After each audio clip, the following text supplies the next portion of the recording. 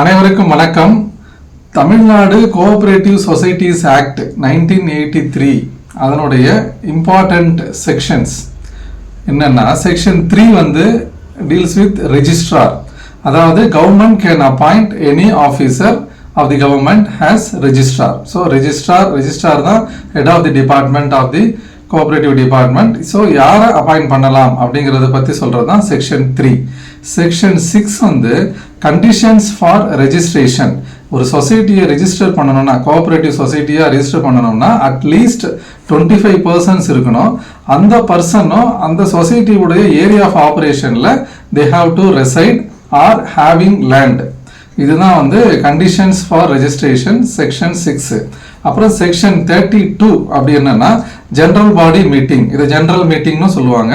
அதாவது general meeting shall be held within a period of 6 months from the end of financial year. அதாவது 31/3 financial year முடிஞ்சிருச்சுன்னா 39 6 மாசத்துக்குள்ள general meeting நடத்தணும். அதான் section 32. அப்புறம் section 33 அப்படிங்கிறது board of directors பற்றி சொல்லுது.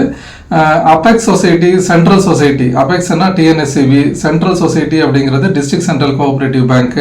இங்கெல்லாம் 21 பேர், 21 போர்ட் ஆஃப் டைரக்டர்ஸ். இதே பிரைமரி சொசைட்டியா இருந்தால் 11 பேர், 11 போர்ட் ஆஃப் டைரக்டர்ஸ்.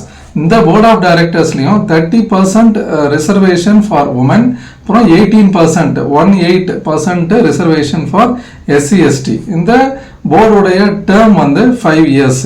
இப்போ சொசைட்டி, கோஆபரேட்டிவ் சொசைட்டி ரெஜிஸ்டர் ஆன உடனே ஒரு இன்டரிம் போர்டு அப்பாயிண்ட் பண்ணுவாங்க. அந்த இன்டரிம் போர்டு வந்து validity for the period of 6 months.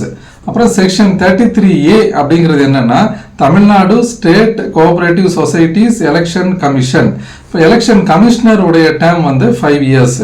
Section 36 என்னன்னா permanent disqualification of the board. இப்போ வந்து போர்டு மெம்பர்ஸ் ஏதாவது ஒரு ஃப்ராடுலண்ட் ஆக்டிவிட்டியில் இன்வால்வ் ஆனாங்கன்னா, இப்போ செக்ஷன் 80 ஆடிட்லையோ இல்லை செக்ஷன் 81 என்கொயரி, செக்ஷன் 82 இன்ஸ்பெக்ஷன், இந்த மாதிரி இதில் அது தெரிய வந்துச்சுன்னா அதுக்கப்புறம் அதனுடைய தொடர் நடவடிக்கையாக செக்ஷன் 36 படி அந்த போர்ட் ஆஃப் டைரக்டர்ஸ் அந்த போர்டையே வந்து பர்மனன்ட் டிஸ்குவாலிஃபை பண்ணுற ப்ரொவிஷன் தான் செக்ஷன் 36. அப்புறம் செக்ஷன் 72 அப்படிங்கிறது டிஸ்போசல் ஆஃப் நெட் ப்ராஃபிட்ஸ்.